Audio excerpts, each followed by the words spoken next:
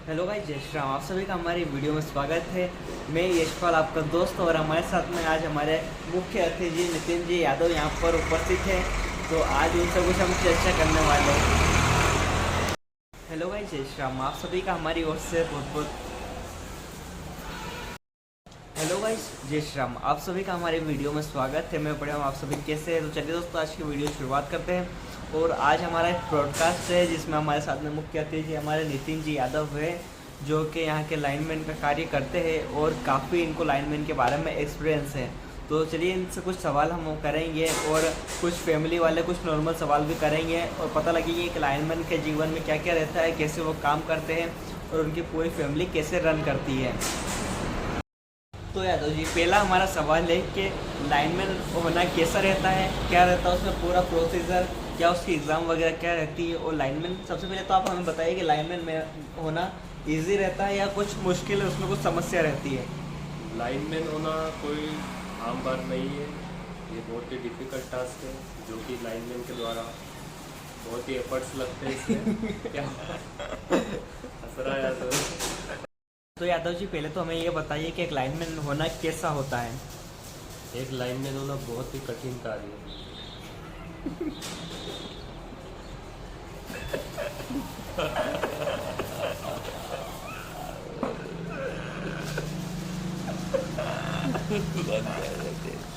Hello guys, तो हमारे बीच में नितिन यादव जी, इनसे हमारा पहला सवाल है कि अगर आप लाइनमैन हैं तो लाइनमैन होना आसान होता है?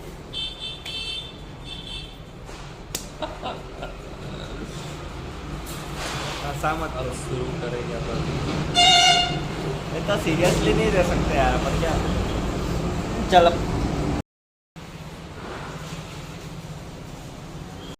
तो गाइस हमारे साथ में हमारे मित्र नितिन यादव, और इनसे हमारा पहला सवाल है कि लाइनमैन बनना इजी होता है या मुश्किल होता है? आप क्या कहना चाहेंगे? बहुत ही मुश्किल काम है बनना। आप कब बनोगे फिर?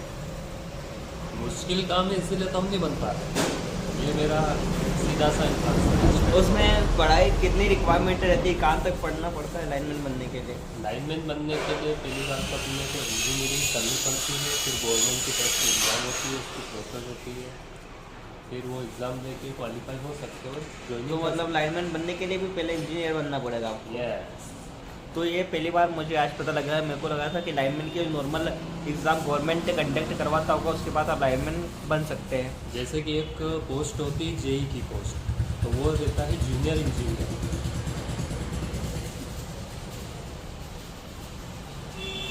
क्या होगा?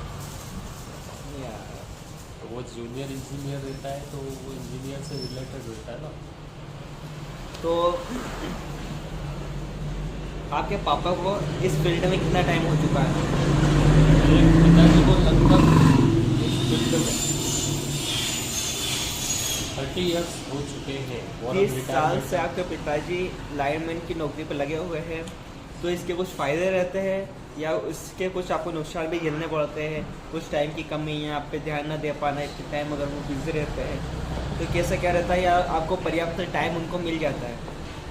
फायदे की जगह नुकसान ज़्यादा होते हैं। जैसे कि सैलरी ठीक ठाक मिल जाती है। नुकसान क्या क्या रहता है, आप नुकसान बताइए हमें। नुकसान ये रहता है कि हमारे पिताजी हमको पर्याप्त समय नहीं दे पाते, हमारी नीड्स को पूरा नहीं कर पाते। नीट से क्या? नीड्स मतलब जैसे कि कहीं बाहर घूमने जाना। वांट से ये तो आपकी नीट से तो खाना पानी है, Wants आपके वांट से पूरी नहीं कर पाता। My mistake. सो आप ये कहना चाहते हैं आमतौर पर उनको इतना समय नहीं मिल पाता, अपने कार्य में बिजी होने के कारण उन्हें कई बार रात को भी जाना पड़ता है और काफ़ी रिस्की काम भी रहता है, क्योंकि बिजली का काम तो दोस्तों आपको पता है कितना रिस्की है। कितना कितना भी उसमें डिपार्टमेंट लगा हो, खंभे पे चढ़ के बिजली को मैनेज करना ये कोई आसान काम नहीं है। अगर आप किसी पर्सन को भी वहाँ पर चढ़ाते हैं तो उसके भी परिवार की रिस्क, उस पर्सन की रिस्क, जो भी उसका रहता है वो सब आपको ही देखना पड़ता है। तो इसमें काफ़ी रिस्क वाला ये काम है। इसमें हम बात करते हैं कि आपके पिताजी को कितनी सैलरी, इसमें आप कितनी स्टार्टिंग में आपको कितनी सैलरी मिलेगी, और अगर आप 30 साल तक कंटिन्यूसली उसकी फील्ड में लगे हुए हैं तो उसमें पेमेंट बनने का क्या चांस रहता है?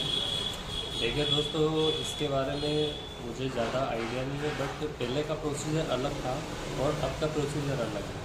पहले जो 2001 से जो लगे हुए हैं उनका रिटायरमेंट नहीं होगा, ये मैं आपको क्लियर बता रहा हूँ। अच्छा, जो 2001 के पहले से जो लगे हुए हैं उनका रिटायरमेंट होगा, ऐसा पहले सभी में अप्लाई। रिटायरमेंट हो गया, रिटायरमेंट नहीं होगा।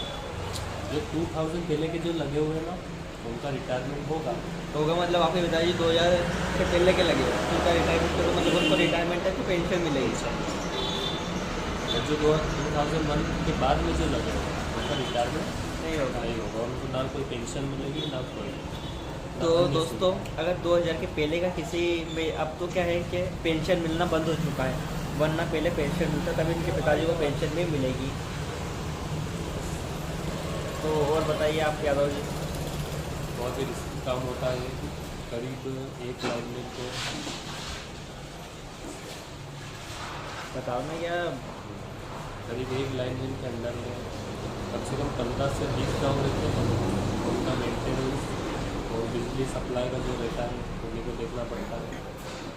तो यादव जी, आप समझ हमारा सकते हो कि बहुत ही, और उसमें भी 3-4 बंदे वो देते हैं। हमारा एक सवाल आपसे 20 एक और है। गाँव 4 बंदे कैसे संभालते हैं वो आप ही समझिए। हमारा सवाल ये है दोस्तों कि जो लाइनमैन रहता है, कई बार तो ऐसा भी होता होगा कि आपके पिताजी कि कोई बहुत टाइम से बिजली का पेमेंट जमा नहीं कर रहा है और उसकी बिजली आप काट देते हो, तो वो ये लड़ाई करने आ जाते हैं या ऐसा कुछ समस्या आती है? डेफिनेटली होता है ऐसा।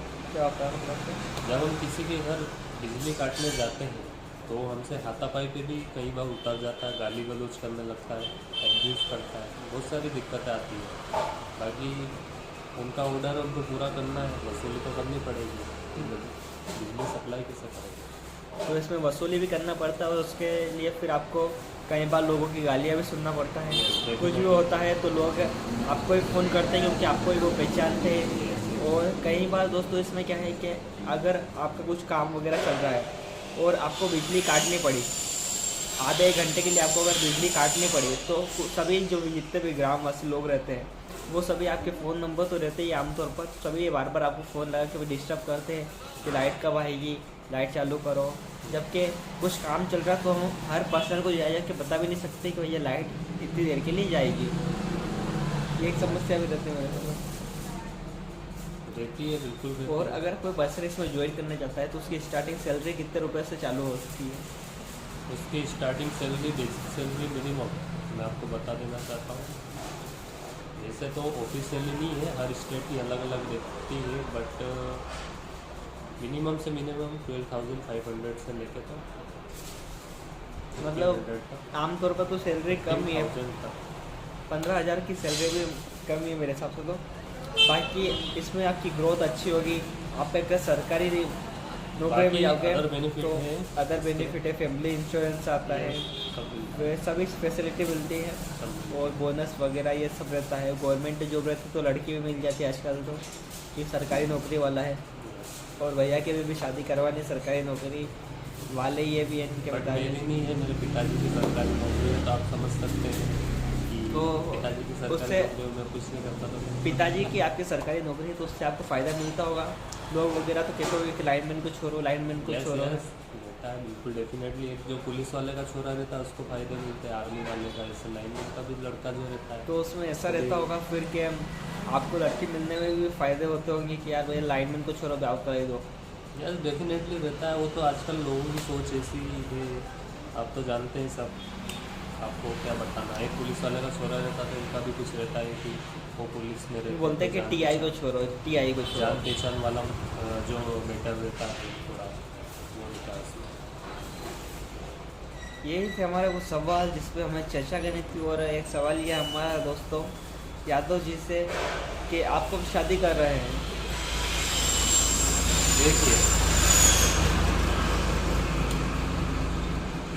अब इसके बारे में नो कमेंट, हम कुछ कहना नहीं चाहते। ऊपर वाले की मर्जी है, जब शादी होगी तो हो जाएगी। चलिए भाई दोस्तों, हमको जल्दी नहीं पड़ी अभी शादी करने की। ठीक है, अभी जब तक चल रहा है तब तक रहेगा जो सिंगल लाइफ है बेस्ट। बिल्कुल सही बात की आपने और इस बात पे हम एग्री करते हैं और हमारा एक लास्ट सवाल है दोस्तों कि अगर कोई व्यक्ति इसमें जाना चाहता है फील्ड में लाइनमैन के, तो उसे जाना चाहिए या नहीं जाना चाहिए?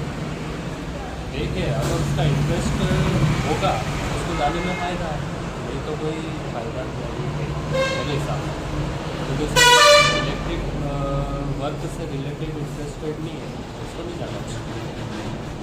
तो दोस्तों ये यादव जी से चर्चा कर आपको ये सभी जानकारी अभी प्राप्त हुई यहाँ पर, और अगर कोई जानकारी प्राप्त करनी है तो आप कमेंट में हमें ज़रूर बताइए, हम अगली बार इनसे आपका अपॉइंटमेंट करवा के बात करवा देंगे। चलिए इस ब्रॉडकास्ट की यहीं पर समाप्ति करते हैं। बाय बाय, जय जय श्री राम। जय